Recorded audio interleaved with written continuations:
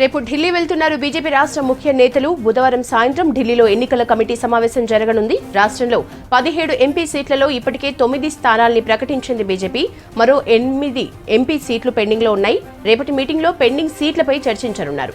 ఎల్లుండి వరకు పెండింగ్ సీట్లలో అభ్యర్థులపై క్లారిటీ ఇచ్చే అవకాశం ఉన్నట్లు తెలుస్తోంది. ఒక్కో పార్లమెంట్ నుంచి 3 పేర్లను అధిష్టానానికి పంపించింది రాష్ట్ర నాయకత్వం.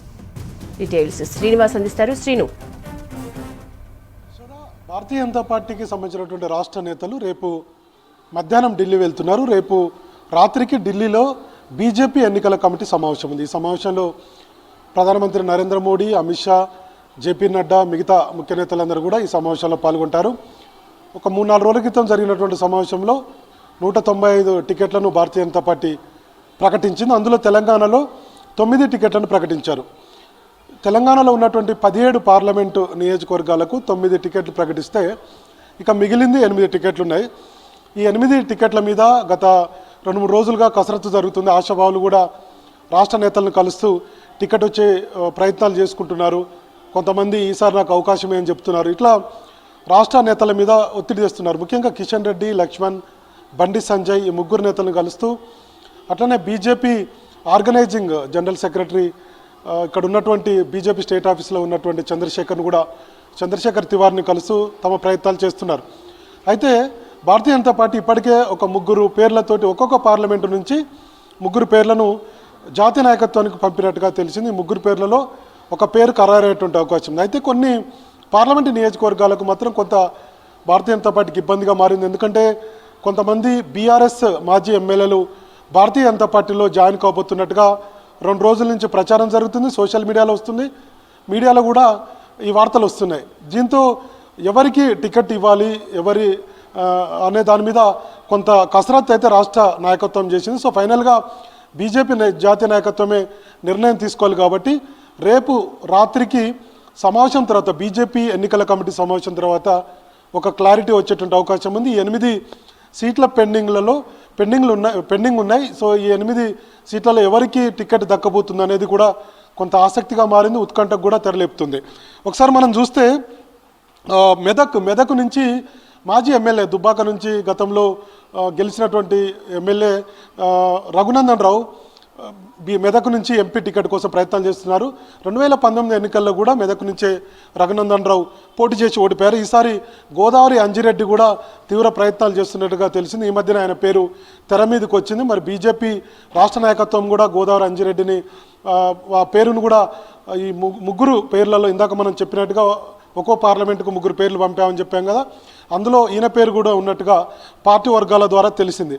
ఇక మరోవైపు జైపాల్ రెడ్డి కూడా ఆయన జైరాబాద్ ఎంపీ టికెట్ ఆశించారు. కానీ పార్టీల్లో బీజేపీలో చేరడంతో ఆయనకు టికెట్ ఇచ్చారు.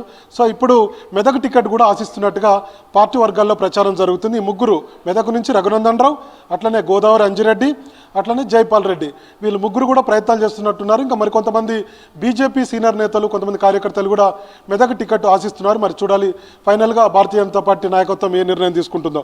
ఇక ఆదిలాబాద్ విషయానికి వస్తే ఆదిలాబాద్ అట్లనే సస్పెన్స్ కొనసాగుతుంది. 2 రోజులుగా మోడీ కూడా నిన్న ఆదిలాబాద్ వెళ్ళారు. అప్పుడు స్వయంబాబురావు సిట్టింగ్ ఎంపీ కూడా ఉన్నారు. ఆయన టికెట్ కోసము ప్రధానమంత్రి నరేంద్ర మోడీని అడిగే ప్రయత్నం చేశారు. మరోవైపు కిషన్ రెడ్డిని కూడా అడిగేటువంటి ప్రయత్నం చేశారు. ఏదేమైనప్పటికీ జాతీయ నాయకత్వం బీజేపీ ఎన్నికల కమిటీ నిర్ణయం తీసుకోవాలని ఆయనకు చెప్పినట్టుగా తెలిసింది. సో అక్కడ ఉన్నటువంటి ఎమ్మెల్యేలు ఉమ్మడి ఆదిలాబాద్ జిల్లా బీజేపీ ఎమ్మెల్యేలు ఎవరిని ఖరారు చేస్తారో మాకు ముందుగానే సమాచారం ఇవ్వని చెప్పినట్టుగా తెలిసింది. కాబట్టి అభ్యర్థిని ఎవరిని ఖరారు చేస్తారనేది కూడా కొంత సస్పెన్స్గా మారింది. ఆదిలాబాద్ నుంచి అయితే స్వయంబాబురావు తీవ్ర ప్రయత్నాలు చేస్తున్నారు. అట్లనే మాజీ ఎంపీ రమేష్ రాథోడ్ కూడా టికెట్ కోసం ప్రయత్నాలు చేస్తున్నారు. మరోవైపు బీఆర్ఎస్కి చెందినటువంటి మాజీ ఎంపీ నగేష్ భారతీయ జనతా పార్టీలో జాయిన్ కాబోతున్నట్టుగా ప్రచారం జరుగుతుంది, వార్తలు వస్తున్నాయి. మరి చూడాలి. అయితే కనుక జరిగితే ఇవాళ రేపట్లో ఆయన పేరు అంటే తెర మీదకి వచ్చేటువంటి అవకాశం ఉంది. ఎప్పుడు జాయిన్ అవుతారనే దాని మీద కూడా ఒక క్లారిటీ వచ్చే అవకాశం ఉంది. ఇప్పటివరకు అయితే పార్టీ వర్గాల్లో ప్రచారం మాత్రం జరుగుతుంది. ఇక మరో సీటు పెద్దపల్లి సీటు విషయానికి వస్తే ఎంపీ సీటు ఎస్సీ ఇది పార్లమెంటు నియోజకవర్గం. సినీ గేయ రచయిత మిట్టపల్లి సురేందర్ తీవ్ర ప్రయత్నాలు అయితే చేస్తున్నారు. మిట్టపల్లి సురేందర్ని భారతీయ జనతా పార్టీ రాష్ట్ర నాయకత్వం సంప్రదించినట్టుగా ఆయన చెప్పుకుంటున్నారు. సో మొన్న ఢిల్లీలో ఉన్నాడు మిట్టపల్లి సురేందర్. కొన్ని పాటలు కూడా రాశారు, మోడీకి సంబంధించి కొన్ని పాటలు కూడా రాయించారు. రాయించారు. ఒక 4-5 భాషల్లో ఈ పాటలు భారతీయ జనతా పార్టీ జాతీయ నాయకత్వం, రాష్ట్ర నాయకత్వం కూడా పాటలు రాయించింది. సో ఆయన టికెట్ అయితే ఆశిస్తున్నారు. మరి భారతీయ జనతా పార్టీ నాయకత్వం ఎట్లా నిర్ణయం తీసుకుంటుందో చూడాలి. మరోవైపు అక్కడి నుంచి S Kumar, BJP SC Morcha జాతీయ కార్యదర్శి ఎస్ కుమార్ కూడా టికెట్ కోసం ప్రయత్నాలు చేస్తున్నారు.